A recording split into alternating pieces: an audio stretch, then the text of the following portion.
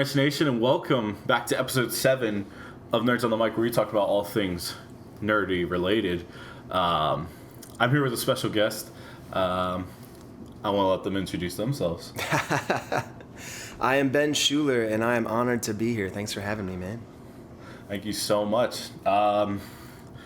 This is definitely a big step up here at Silver Ranch. I think a lot of stemmed courtesy of Ben being such an awesome person. So, thank you. You gave us a link over saying, "Hey, could you listen to Wall of Roses?" I said, "Of course." And after that, I was like, "Hey, you want to come on?" And he said, "Yeah." So I appreciate it. Here we are. Yeah, I love watching your reactions. You're hilarious, and I love your just when I leave like little clues in videos, and then like I get to watch people when they're like finding them and like see how they react to them. It's my favorite thing. And so your videos are always super entertaining. I appreciate it so much. I wanted to start out with a little icebreaker. I do it with every guest I've had on here so far. It's called PWR, and it's called "What are you playing? What are you watching? And what are you reading?" And it can be anything. It can be nerdy, or it can be just anything you've been interested in. I'm not playing really anything, but watching. I'm on like the third time through Severance right now, I think. Because my girlfriend hasn't seen it. Yeah, Severance? You haven't watched Severance? No, I've never heard of it. Ah, man, it took over. It was like everywhere. When did the new season come out? Like January, maybe? I don't know. It's been out for a couple months, but like. What's it on? It's Apple TV. Okay. So I'm watching that. I don't know what else have I been watching lately. Because like I said, I'm on my third time through that now. Last of Us season 2. I'm still trying to finish it. I kind of got sidetracked and haven't finished it yet. But fair. I will get there. It's not quite as good as the first season, but like I mean, hard to live up to, really. I heard that from friends. I like bits and pieces. I like parts of the first season. I thought the first season was pretty solid. Oh, I love the first season. I thought the first season was phenomenal. But yeah, season 2. I'm not going to say spoilers, obviously, but anyone who knows anything about the show knows the main plot twist in the beginning of season 2. And I don't know. It's not quite as interesting to me anymore. But just didn't hit the same. Yeah, I mean, it's still a good story. Like, I know the games, like I know the story and where it's going to go, and it's like I know it'll be good, but we'll get it done eventually. I got you. Yeah, and reading also not really much. I don't know. I listen to a lot of podcasts. I don't know if that counts. It's not. No, I think that's fair. I mean, I've always said to people, like, if you listen to like audiobooks, like podcasts are pretty much audiobooks in a sense. So, right. Any podcasts? I mean, I'm a big sports podcast guy, so like anything Detroit Tigers, Detroit Lions, or Nebraska. Nebraska. Yeah, so my family's from Nebraska, so I grew up a diehard Nebraska sports fan, just like every team. Like, so yeah, football is the biggest one, obviously, because like if football in Nebraska, like that is the only team there, and like it takes over the whole state. But basketball, baseball. The baseball season just ended, lost in the tournament, but yeah, so keeping up with that. My Detroit Tigers are the best team in baseball right now. So good. I'm a Phillies fan, and I love, dude. They're so much fun to watch. Yeah, it's nice because they've been bad for the majority of my adult life, and now they're actually good again. And yeah, I watched like almost every game. Like I'm in it. Did you watch that crazy run last year they went on? Yeah, no, that's kind of when I got back into them, because like I said, they were so bad for all of my 20s, and like I don't know, and I live in Nashville. I don't live up there anymore, so like I don't. Yeah, but when they went on the run at the end of last year, like electric. I made sure I got my parents like cable login so I can log into the Michigan local channel to watch the Tigers. Yeah, it's a good time. That's what's up. I do want to ask this little question here, because you talked about with Nebraska sports. Mm-hmm. Do a lot of people out there consider football like a religion in that sense? I've heard that, especially in the Midwest, a lot of them treat football like it's the most important thing in the world. I'll come on your take on that. It is. It absolutely is. In Nebraska, like Nebraska football is bigger than anything. Where do you live, actually?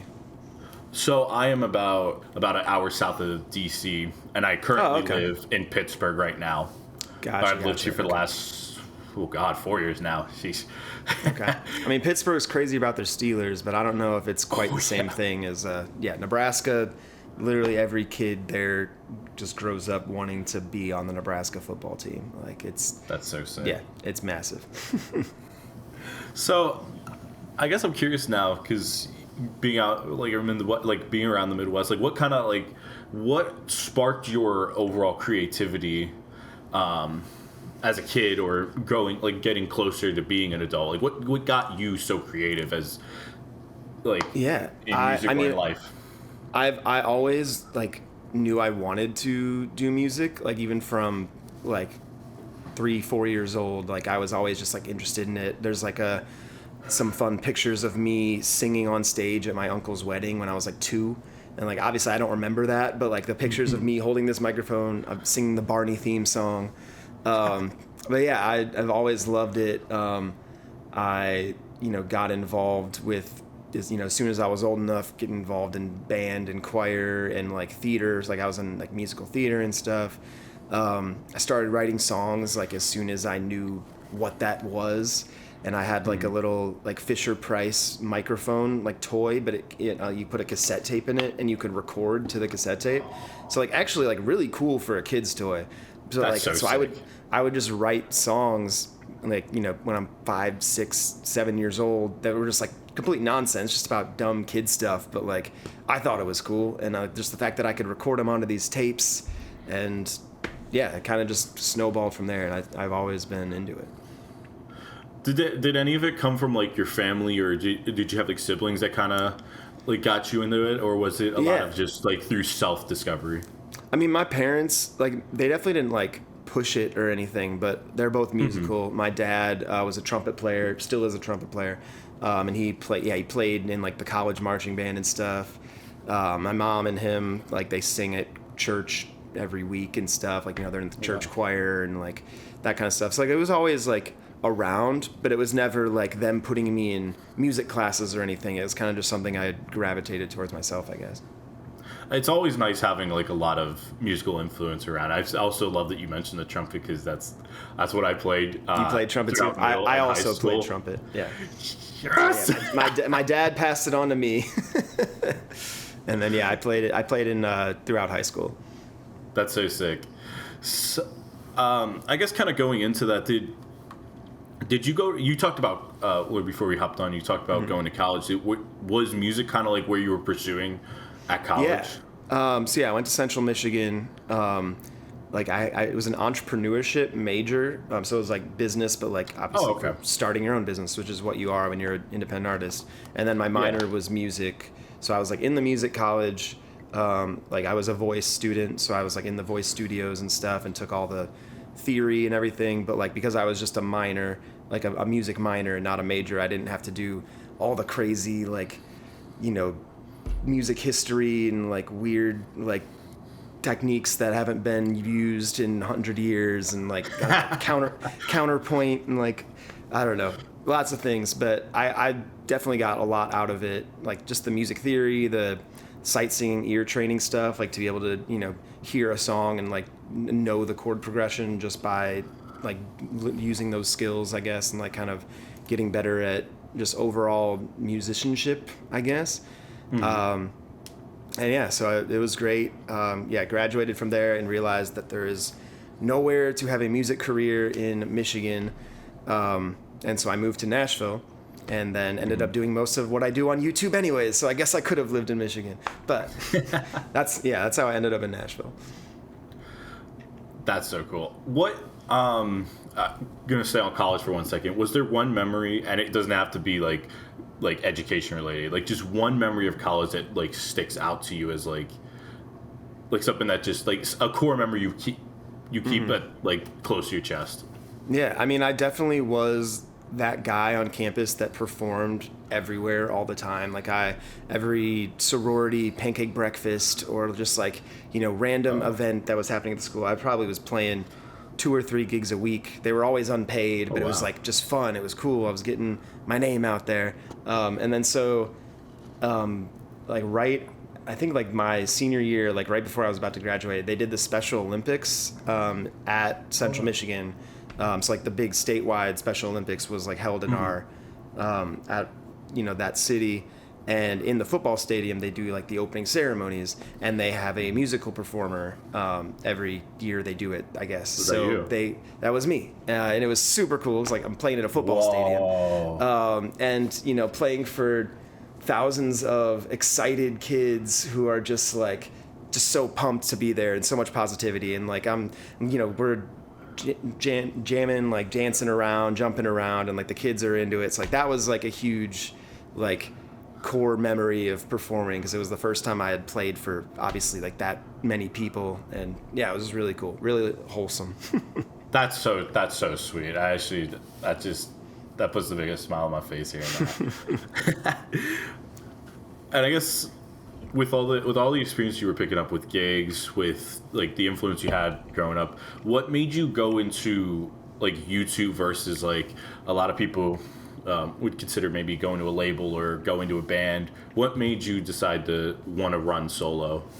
I mean, I think YouTube was just this avenue that anyone could do. It was like, if you're trying to start making music and get yourself out there, it was just the easiest way to do it, because you can just post stuff from your bedroom and you can make songs, and like that was just the easiest way to get them out there.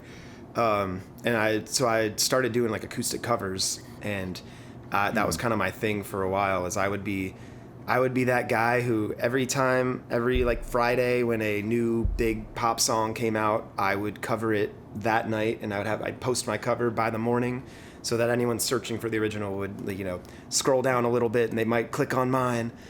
So yeah, I just kind of like gravitated to YouTube because it was just a way for me to get music out there without because I didn't have any connections to anybody. Like just some kid from Michigan. And yeah, YouTube was just a great way to level the playing field, I feel like. How's it feel to know you've been doing YouTube for 15 years and really been doing music on here? Is that what it says? 15? Is that? I was gonna say that was your first video, your pancakes and waffles one. Oh God! And this listener, somebody just did his 5-year anniversary. Oh God, like maybe a month ago. I get it. Going through like talking about all this stuff is rough. I think it's fun. I think it's great. Did you watch Pancakes and Waffles? I did not. But I looked out of curiosity. I was like, how long have you been doing it? I was thinking 10, 11 years, but Pancakes and Waffles. Yeah, that is a music video that me and my friends made in 7th grade, I think. And this was kind of, that was my first music video I've ever directed, I guess. So that was when I, started getting into that. But yeah, it's just a goofy song that some 12-year-olds wrote, and like it's very silly, but like I don't know, I'm proud of it. I think it's cool. No, I get you. But yeah, to think about that my YouTube channel has been around that long, like I've just a lot of those early videos don't sound very good, that's for sure, but I was just always gonna keep making more and keep doing it until it got better and started reaching more people. I mean, I love that mindset, because I think sometimes, especially right now, I feel like a lot of people think it's really easy to kind of just upload 2 videos. Think you're gonna jump to like 100,000, 200,000, 500,000 and get famous, and it takes a lot of time, and especially like we'll always look back at the first videos and be proud of it, but like it's hard to not admit that sometimes it's rough. We're starting out with low budget stuff and just whatever we could come up with, Oh yeah.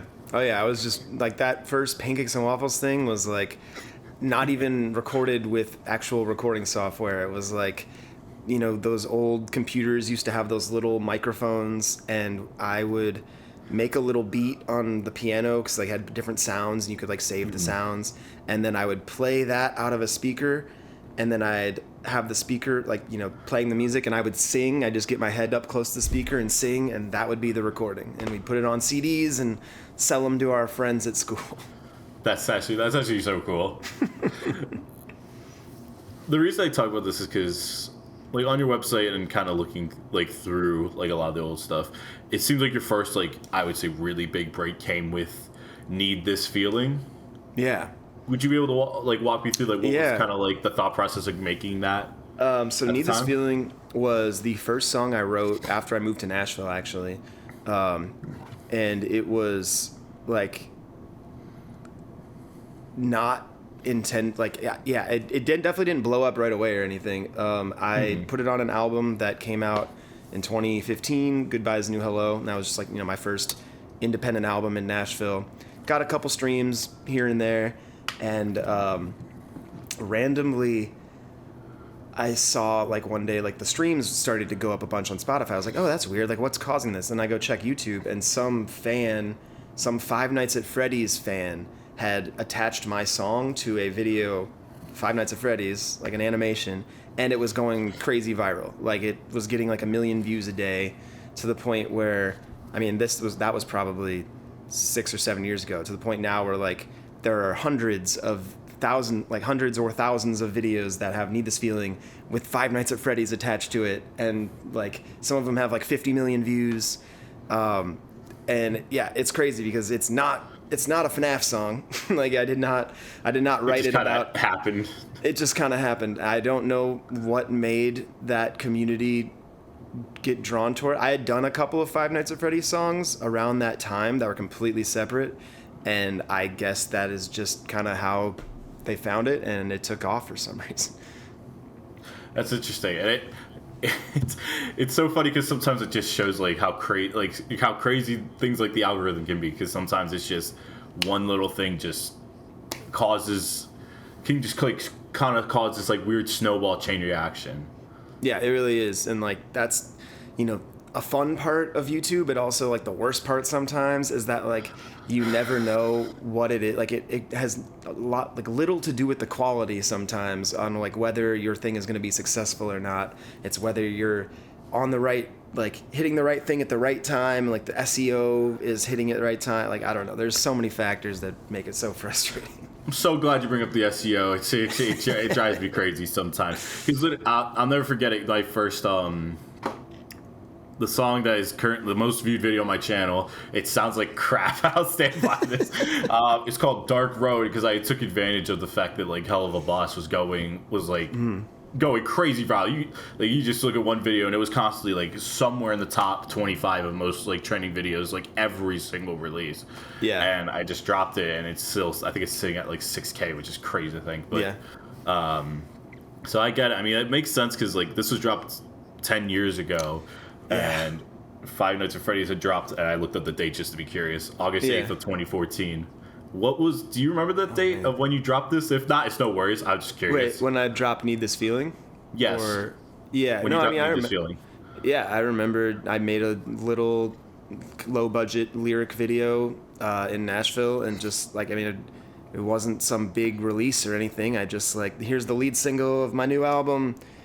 It's on Spotify. Like, that was, I think, was my first song I put on Spotify. Cause really? Like, yeah. I mean, that's my first. I mean, because like I had recorded albums before that, but they weren't like, they were pretty amateur, I guess. So like those aren't really on the internet anymore. And then so this album with Need This Feeling on it was my first like album on Spotify. Huh. That's actually really cool knowing that. I guess kind of bouncing off that. So, I mean, we all know you make music on your channel, but you're also a part of a group with two other artists called Nerd Out. How did you, Anthony and Jack, kind of like how did that kind of bond form? Yeah, I mean, kind of very randomly, to be honest with you. The short version of the story is that, like I said, I was making a lot of acoustic covers at the time. This was like late 2015, and Jack and Nem had like already kind of started this idea of this collaborative channel. Like, Jack was gonna write like parody songs, essentially, where taking the melody from a popular song and writing lyrics about some nerdy thing. Call of Duty was very big at the time, Call of Duty songs. So that was a lot of what those first ones were. But yeah, he hit me up like out of the blue, just random, and was like, "Hey man, I stumbled on some of your stuff. Like, would you want to like sing, this parody of this Call of Duty thing for like this YouTube channel I'm starting? And I'll pay you like $50 or something." And The first one we did was a Call of Duty parody of Hello by Adele, and it just like went absolutely viral.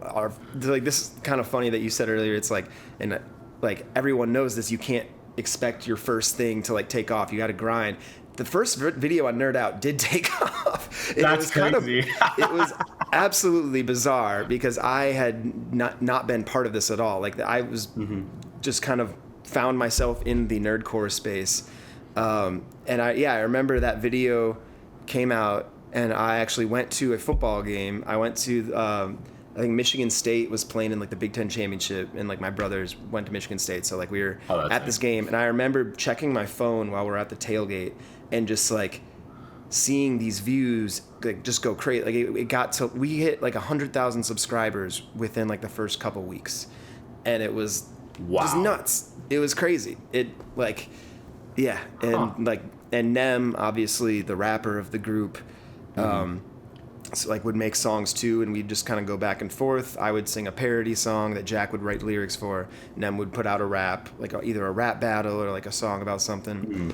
And then like 3-4 months go by, and I'm like, I wasn't technically like full time on Nerd Out. I was just like, just making some videos for him. And like Nerd Out wasn't making any money yet either. Like it was, we were getting some views, but like our biggest songs were parodies, so they were copyright claimed. Like we weren't making money off of those. Yep. And then I was like, I want to stick around and like do this. So it was like I'll just make it a trio. I'll come on and make original songs too, as opposed to just these parodies. And came on to the group in like spring of 2016, and made Evolve, our Ark Survival Evolve song. And again, I guess it happened twice. The first original song ended up being like the biggest one still to this day that I've made on Nerd Out, which is just, wow. I don't know. It's crazy how fast it started, because you don't usually see that. No, you don't usually hear that. Like, I have not like seen that. My own solo channel has been grinding slowly over the years. And we just kind of found lightning in a bottle, I guess. Sometimes that's also the beauty of things. Like, life can just come at you real fast with how things work. Yeah. That's actually so funny you talk about that. And I guess kind of rolling back, I guess I wanted to also ask this, like, was Nerd Out like your kind of like entrance like into like this nerdcore community, or was it something else? I mean, like, it technically wasn't, because I was doing some work for hire stuff for other people, similar to like how I started with Nerd Out, where it was like a guy's writing some lyrics for his Call of Duty comedy channel, like on a song. I would come and sing the lyrics. I had done a couple Five Nights at Freddy's songs for this channel, Typhoon Cinema. And he would just like hire me to make songs, and he would get them animated with Five Nights at Freddy's music videos. So I had done a few things, but I hadn't spent much time like digging into it and seeing that really what it was. Because I mean, back then it really wasn't that big. Like there was like JT Music, who they were called JT Machinima at the time. There was Rocket Music, who was Rocket Gaming at the time. Dan Bull had been around for a while. He was kind of like the OG of like our space. I know there like obviously people before him too, but in the YouTube side of things, that there wasn't many. Like there was a couple others that aren't even really around anymore. I think Instalock was one. None like Joshua, I think, was around at that time. Game Boy Jones might have been too, now that I think about it. But yeah, anyways, he was, the vast majority of the people that you see in nerdcore spaces now, like, hadn't started yet, and it was like kind of just this budding thing, this like YouTube movement of nerdcore music, and like putting out a song every week on a different nerdy topic. And it started with video games, and then comic book movies, and then anime blew up and became a huge thing. And I know I've gone on a couple tangents now, but it is just crazy to see like where nerdcore has gone in the last 10 years, even since I've been part of it. That's crazy to think, because like, no, I mean, you're right, because I mean, it's crazy to think what 10 years ago happened. I was literally I just started middle school at the time. for reference, for folks who wonder on my channel, I am 23. I'm a grad student, but yeah, I was just sitting in middle school, and I think I had like a few things. I had like Shofu in 6 seconds, and that was pretty much it as a kid. So you did like find nerdcore as a kid, like you were like yeah, a little bit. I definitely was like. I was not in like the main like where things kind of blew up now. I sat back because I listened to like I just started getting into hip hop with people like J. Cole, Eminem, Drake, Kendrick before all the crap at the fan. And then like all the pop with like the Katy Perry, the Selena Gomez, the Demi Lovato's, the I want to say Sam Smith, but I don't remember if he was big back then. It was like 2015. Yeah, a little later, but like that community of like artists was it was definitely small. So I actually love that. I really love that you point that out. And so a lot of it, I'm guessing, was just done through like freelancing, like started marketing yourself out to people. I mean, not really. I'm not sure I know what you mean, but like with Nerd Out, it was like we were just focused on what we were doing. We would make our songs, talk back and forth, post them, and like Jack would edit the videos, like I would make beats, Nem would make beats, and but I guess before that, if that's what you're asking, it was it was before. Sorry. It just got started by essentially accidentally freelancing on nerdcore stuff because people reached out, and the first time I saw it, I was like, wait a minute, people are making parody songs about Call of Duty? Like, what? Like, what is this? And little did I know that I would be singing many, many more of those. And going to place events like Nerdcore Party Convention. Yes. Kind of playing off of that, so the big reason... I've listened to you before. Actually, I'll say this for people on my channel. The first time I listened to your music in specific was... It actually wasn't even on Nerd Out. It was on Rustage's Overflow? Yeah, the one that's purple. I think it's Overflow. Yep, Virtue's Last Reward. Yes. Yep. Yeah. And I heard your voice. I was like, whoa. And I was like really surprised the contrast between like Rustage to you. And I was like, that sounds so good. Looked you up, and I started listening to your music. And one thing the reason I say this is because I wanted to stem from that to your last 2 music videos, which were the ones I really want to highlight, which might not be the last 2, but I hadn't looked, but it was the ones I did on my channel, which was Weekend at Bella Napoli and Wall of Roses. And I kind of wanted to ask, like, what was like your process of like shooting those in terms of like filming everything? Yeah, so I mean, I've gotten really into the filmmaking part of like what I do over the last 5 or 6 years. Like doing music video albums has kind of like become my thing. Like I'm a director. I do all the editing. Like I'm really passionate about telling stories through that way, and like making these albums that there's a storyline that goes throughout the album. And so really I've just kind of gotten better and better at it, like more, familiar with how things should be done and like what types of equipment we need and, just, I don't know how to do things like that. And like for this project, I really wanted to just make like a nerdcore music video album. And because like the last 2 that I did were very introspective, like battling myself kind of thing, like 2 sides of the same coin. If we get to that, like it's about the artist version of yourself and the influencer version, like the part that wants to be famous and the part that wants to just create art because they love it, and both of those sides like not agreeing with each other and like battling it out essentially. So it was on much more like serious topics, and with this one I was like, I would love to do a bunch of music videos with nerdcore artists that I don't see in music videos very much, or at least not music videos like my music videos.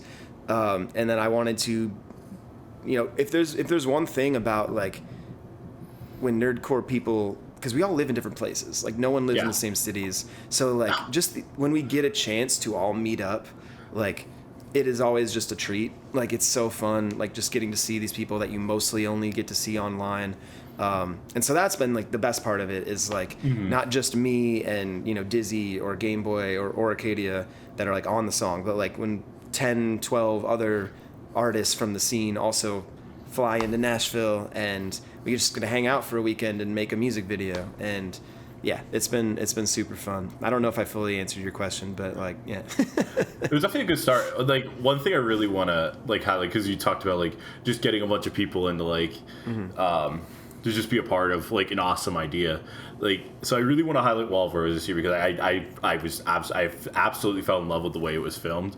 So what led you to like shoot it up in a cabin and also like get this many people like involved in it? Because like to get that many people involved, it's got to be, I feel like it's got to be something that gets like everybody's just like, all right, let's do this. Like, yeah, I will say the most stressful part of the whole process of this album has been how many different people are involved that don't live here, and like trying to fill out all the roles and like work around people's schedules.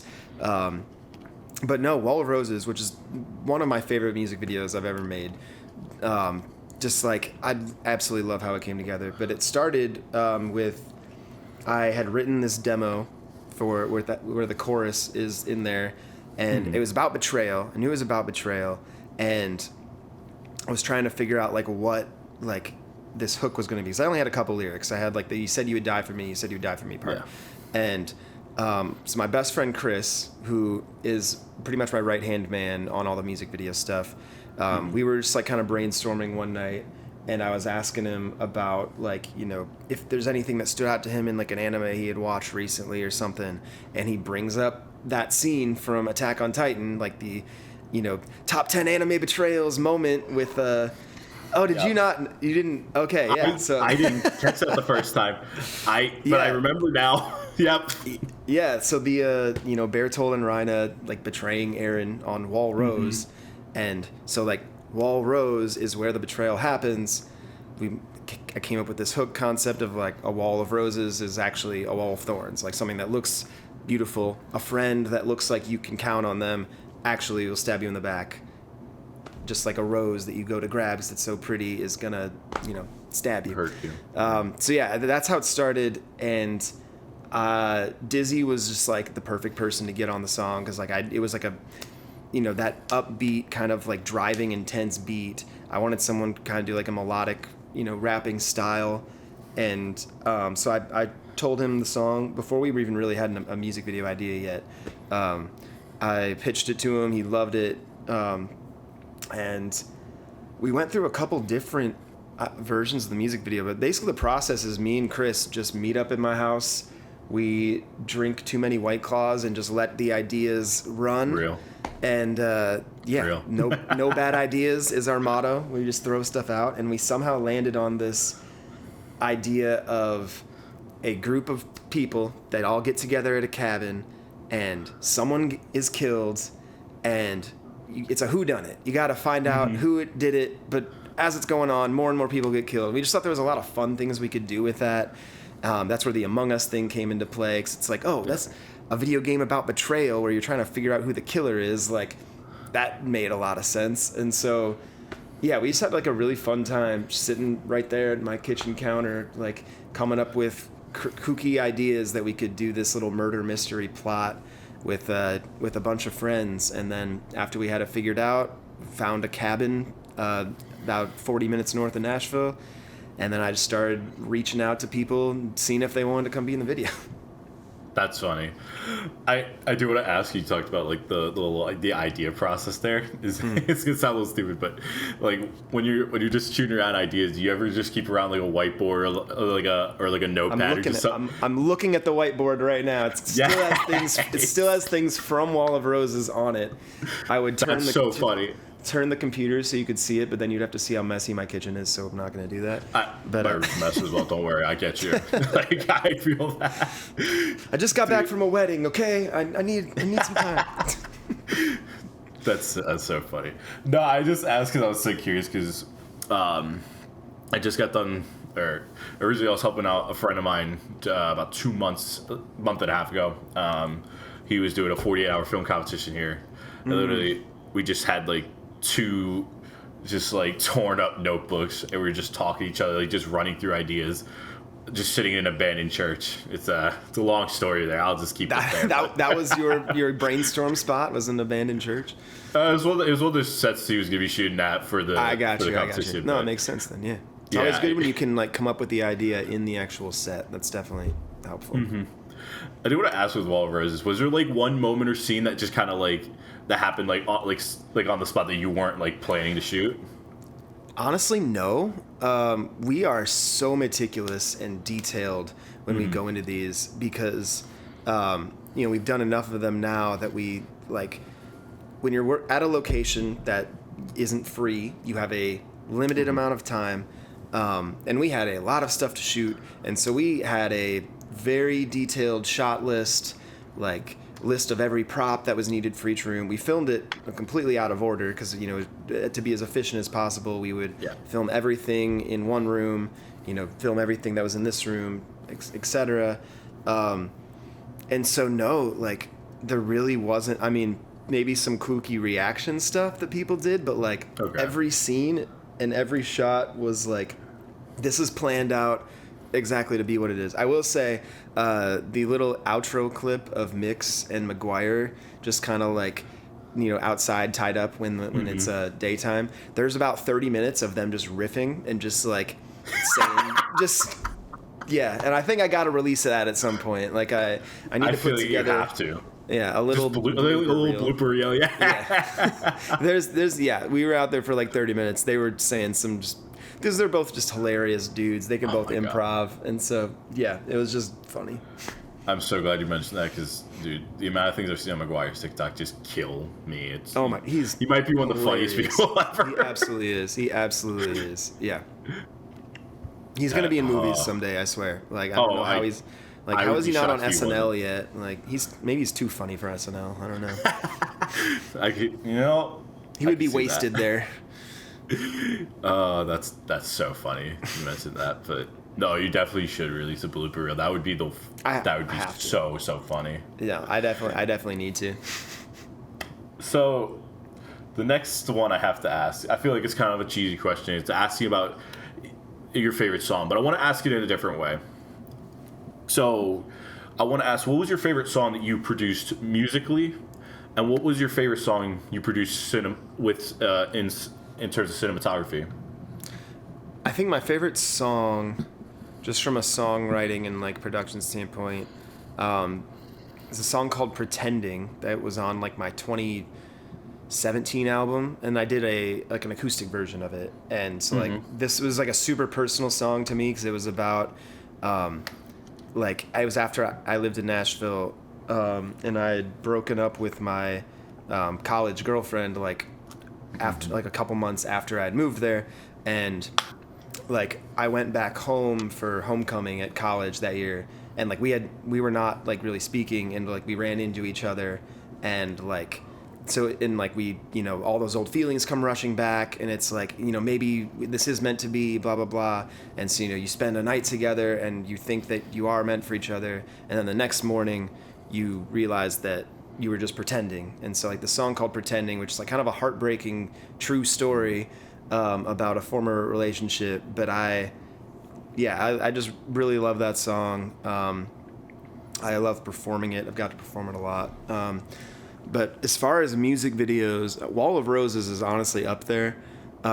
There's a song or a video on the last album called Let Me Go that was like definitely the most ambitious video we ever did, and like the one from a technical standpoint that I'm most proud of. I don't know if you got a chance to like check out any of those clips or have seen, but like it's the one where I'm underwater, where I'm out on a lake at night, and there's like this black masked like figure that comes out of the water, pulls me in. So we were shooting underwater. We were shooting at night. We had like a techno crane, which is this rig that can, be controlled remotely and can shoot from like 30, 40 feet in the air.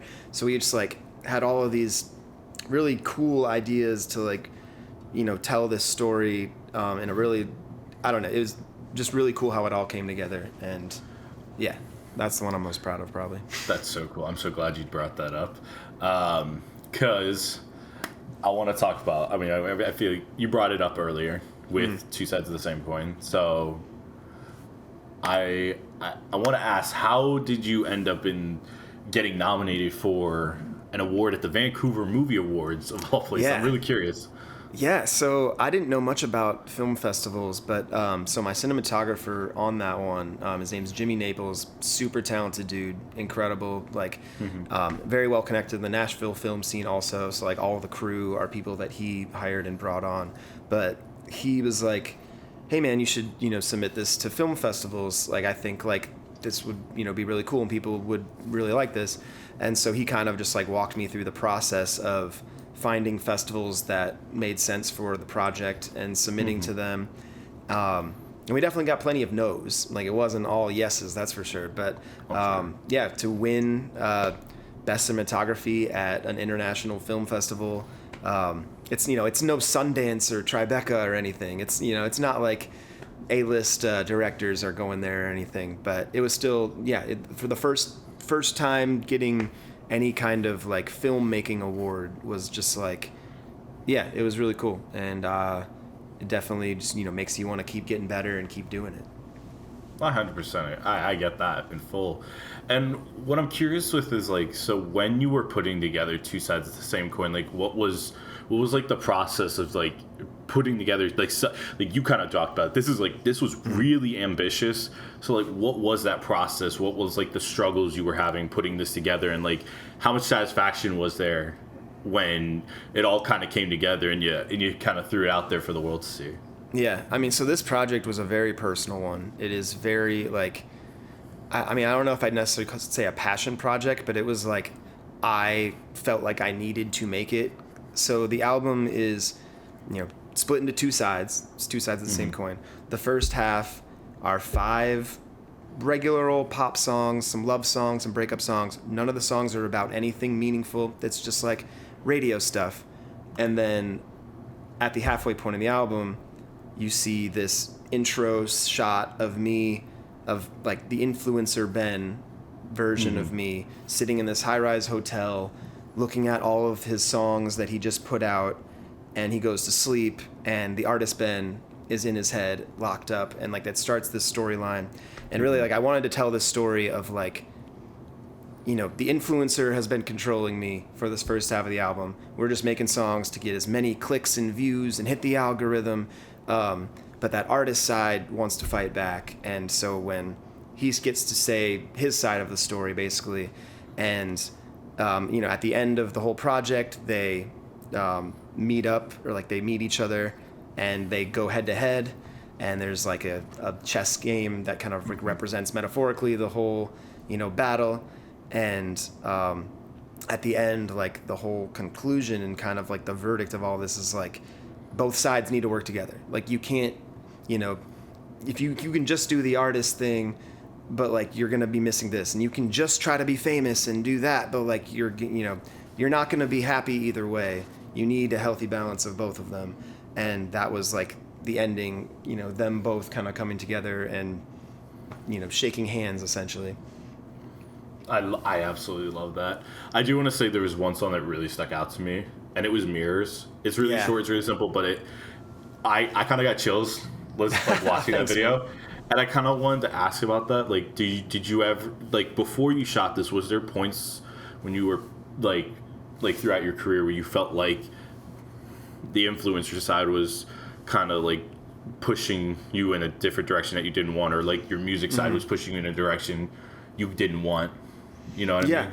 I mean, overall, I can say examples on both of those, but like, they're definitely, when I was writing the songs for the first half of the album, it was kind of before I knew what the second half was going to be. It was just going to be an album of pop songs, and I didn't like know it at the time, but that was influencer Ben making those decisions. It was like, I am just going to make a bunch of songs with viral potential on TikTok and just, make a ton of short form content for them.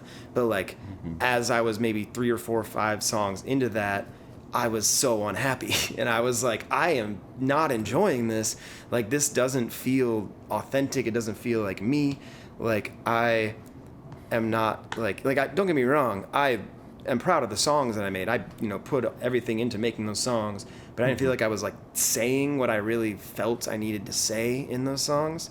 And so it was really like this light bulb switch moment where Mirrors was actually the first one that I wrote for the second half of the album, the music video half. And it was that first line, like looking in the mirror, like, do you see everything you want to see? Like, I don't even like know who I am anymore. Like, is this actually me? And yeah, it turned into the two sides both getting to say what they needed to say. This one might be a little personal, so if you don't want to answer, it's okay. But did you like go look in the mirror when like this was kind of happening and like ask yourself that? Like, I mean, not literally, but I mean, like metaphorically. I mean, there was definitely a lot of like, because it was really a light bulb switch moment of like, is this what I want to be doing? Like, am I satisfied and like content with using my time to do this when like I don't know if it's like really fulfilling me? Like, I'm not like putting my best out there. Do you find like putting this all together? Because I can't, like, I give all y'all so much credit because being independent, I can't imagine how hard it is. It's like this balancing act between like giving what the viewers want and like where you kind of want to be, and like finding this sort of like this, like, I call it a balancing act because it can get really tough on your mental, as there's been times like that where it's felt like you've had a hard time balancing like all this. Yeah. Yeah, it's something you're kind of always battling, I guess. I mean, it's a tough industry mentally because you can put so much time and effort and energy into something that you believe in so hard, and then it can go nowhere and like doesn't get the result you want, and like then you can make something that you just kind of put together and that becomes like a huge thing that everyone loves and knows you for. And there's always that like battle inside yourself, because you always want to make your best thing the next thing. Like, you always want to be outdoing yourself and making better things, and you always want your new thing to be more successful than the previous thing.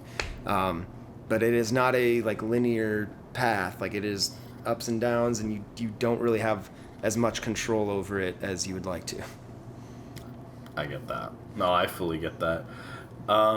It kind of, with all that, like when you've gotten yourself like in these points where you feel like you're having trouble balancing it, is there like someone or like something you sometimes turn to like that kind of like puts your brain back on or like flips that switch to like kind of get things back rolling? Or is it just like a cycle that you just kind of work through? Yeah, you kind of just have to work through it. I don't know. I mean, don't get me wrong, I have great people around me that I talk to all the time. My girlfriend Erin has always like been amazing about being an ear that I can tell everything I want to and like things that I don't want to, because but at the end of the day, it's like, it's kind of just a cycle that you just kind of have to keep going through. And I don't know, probably see a therapist. That'd probably help. Yeah. I feel like everyone should be in therapy. There's no. It's a lot of us. Yeah, I feel it. I guess what I want to ask, kind of like one thing I really want to kind of like wrap this up with is, well, there's two questions actually.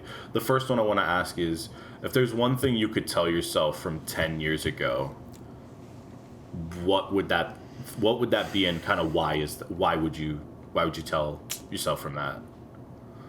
I think I would tell them to be less precious about stuff you're making and putting out, and just like try more things that you don't necessarily think are cool, because they might end up like, you might find out that like that's something that works really well for you, or like, I don't know. I don't know if like saying precious is the right way to do it, but like not being afraid to just like do things that are outside the box of what you're outside your comfort zone more. I don't know, because like it's very easy as a musician, and I mean in this day and age as an independent musician, you have to be a full-time marketer, a full-time agent. Like, you are constantly making content that isn't music.